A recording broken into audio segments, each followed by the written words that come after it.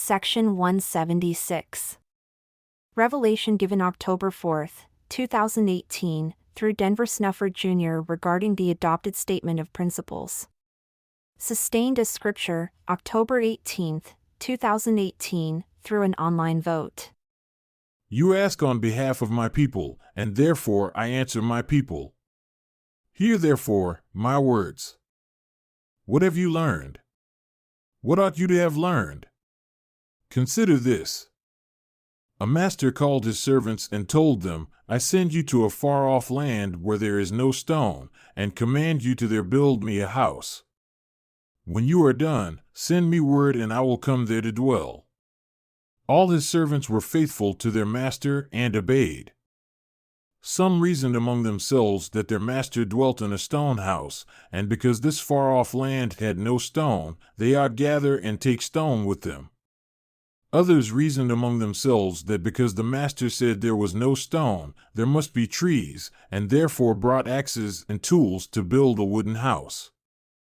And yet others reasoned among themselves that they should go and see the place their master had chosen, not knowing beforehand what would be there. The first group gathered stones as they traveled, with great difficulty in their chosen labor. The second group went with haste to the place, but found no trees with which to build a wooden house, and their tools were of no use. Their plans having failed, they remembered their fellow servants who gathered stones for a stone house and returned to join their labor.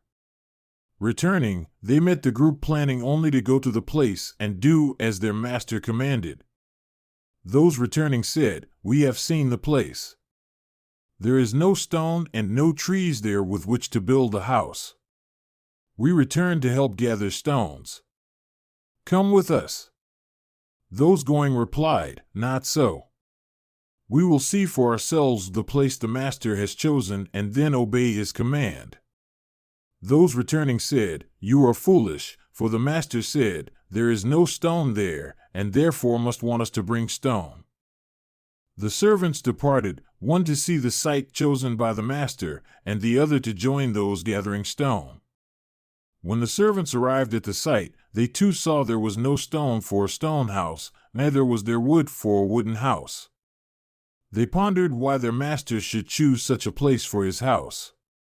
Looking about, they saw the place was high and lifted up, as if the whole world could be seen from the wondrous place. An approaching enemy could be spied from a long distance. They said, Surely the master has chosen a place of safety, peace, and beauty. Our master was wise in choosing this spot. He must also have been wise in commanding we build here his house. What are we to do? Ought we also labor to bring the distant stone? But among these servants, some began to prepare the ground, clearing a place to build the house.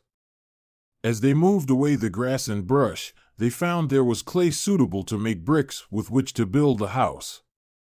They told their companions, See, there is clay here. Let us make bricks and build the master a house from what we have found here on his chosen spot. And so they made bricks, laboring, digging, shaping, and drying. These servants reasoned among themselves that the labor would be better done if their fellow servants joined them. They sent messengers to those laboring to bring stone. The messengers told their weary fellow servants, now moving a great mound of rock, that while they were still distant from the place chosen by their master, work on his house had begun. They said, Come now quickly with us, for we have found clay to make bricks at the place the master has chosen, and with you we can accomplish what the master commanded. Many were willing, and some were offended, and some wanted to stop all effort and return to their master and tell him his command was too great. They argued among themselves, and for a moment forgot their master's command, and forgot those who were laboring to make bricks from clay at the place the master had chosen. After a season of quarreling and disputing, some said, We have neglected our master's command long enough. We go to help make bricks of clay to build our master's house at the place he has commanded. Seeing some depart, those who remained called for all to reason together, because the labor was hard and the loss of even a few made moving stones even more difficult. Soon, many others went to join in making bricks. A few others returned to complain to the master. Another few continued to move the stones with little hope to complete their labor to build their master a stone house such as he had before. When the house of brick was complete, all the servants returned to tell their master as they were commanded. Returning, they came upon the place where those few remained faithfully moving stone. Many had compassion on their fellow servants and began a new labor with them. A messenger was sent to tell the master his house was finished. Those who had compassion said, "The master's house is finished. What need is there for further labor to carry stone for the house? Let us not waste the effort of our fellow servants who have labored hardest, and we will put the stones to good use."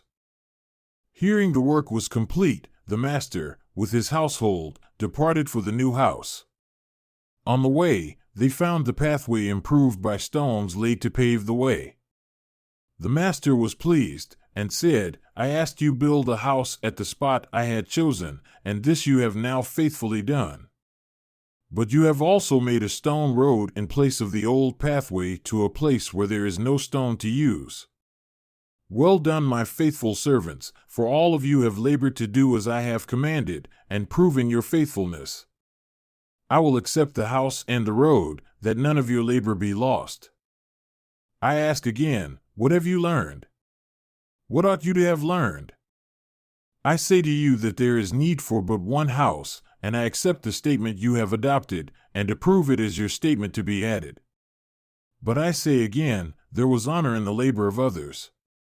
Whereas I look upon the heart and see faithful service, many among you do not look at, nor see, nor value what I the Lord love in the hearts of my people.